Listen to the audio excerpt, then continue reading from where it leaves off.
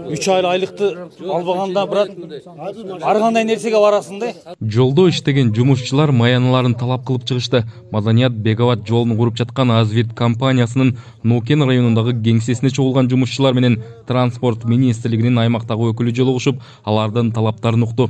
Эми жумушчулардын требованиясы туура эле жаралган маселе бул банк менен банктан оплатадан задержка болуп калышы болуп атат. Ал жакта биздин дагы немебиз бар. Банкка сертификаттарды жөнөтүүдө аларды расчет жасоодо мына азыр баалар өзгөрбөдү. Эми сертификат жөнөтүлдү. Биз азыр бир жуманын ичинде күтүп атабыз. Ал акча келип, кече рабочилар менен жолуктук, элдер менен жолуктук. Айттык, эми бир жума чыдап күтүп туруңуздар, ушунча күттүңүздөр. Да силердин требованияңар туура, биз ага макулбуз. Күнөө бизде бар. Бирок ушу бир жуманын ичинде бул вопрос чечебиз деп. Жумушчулардын билдирүүсүндө алар ушул жылдын август айынан бери эмгек акыларын толук алышы элек. Компаниянын билдирүүсүндө $60,000 маянадан жумушчуларга карыз бар. Каржылоодон улам жолдогу курулуш иштери да токтоп калды. Зарплата 4 айдан бери алып элек. Биз подрядчикпиз да, ар бир айдоочунун өзүнүн жеке машинасы бар. Транспорт министри алмаштырган турбайбы? Туура эмес кол коюп коюптур, анан акча келди деп бир айткан, анан кийин акча келбеди дейт. Анан кийинки апта мына ушул жума айдын аягы, анан 15-и завтра ушинтип эле дагы деле жок да. Объем ишти кылдык, ошо. Анан соляркага акчасы жок Азербайжандардын чети. Ошо Минтранс акча которсо, анан булар ГСМ алат экен да. Ошо ГСМ жок, азыр жумуш токтоп турат да. 67 чакырым жолду куруу иштери Евразия өнүктүрүү банкынын каржылоосунда аткарылып жатат. $60 миллион долбоорду Азербайжандык Азвирт компаниясы тендерден утуп, $51 миллион курууда. Кыргызстандагы транспорт министрлигинин алмашуусу каржылоо тутумуна залакасын тийгизип жатканын адистер белгилешет. Документация бүтпөй калганы баягы министрлер алмашып кетти. Ошондон кийин право подписи пока анын кылгыча дагы өтүп кетти ортосунан.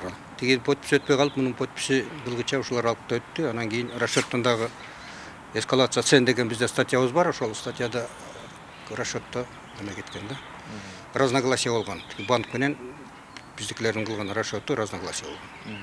Ошону пока поправить этип, тиги бир неме келгенче ушундай убакыт өтүп кетти.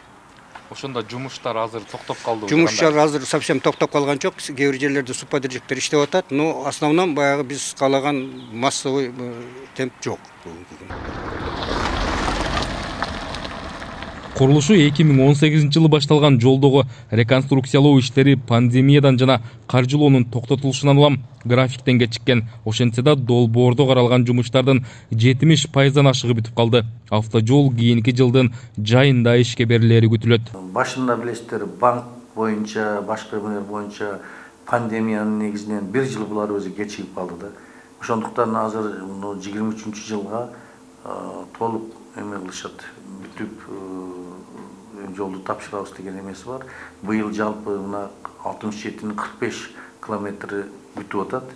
Ошондо калган эмесин кийинки жылга жөн эле бүтүрүп коюшат деп ойлойм. Мына азыр акыркы эле 1-2 айда баштап эле экинчи слойун 13 километр, андан сырткары быйылкы ошо 30 километр баскандан сырткары дагы 13 километр экинчи слойуну жана 6 сантиметрде басышты да булар быйыл. Каржы маселесине байланыштуу курулуштун токтогону жол жүрүүчүлөрдү да түйшүккө салды. Казылган жолдор, суу түтүктөрүн өткөрүү иштери дээрлик токтоп калды. Бузулган тилкелердеги жолдогу абал унаа кыймылына тоскоолдуктарды жаратып жатат. Курулуш иштери кийинки жумадан тартып жанданаарын министрликтин өкүлү билдирет. Руслан Калматов, Шерзат Эгембердиев, 7 канал.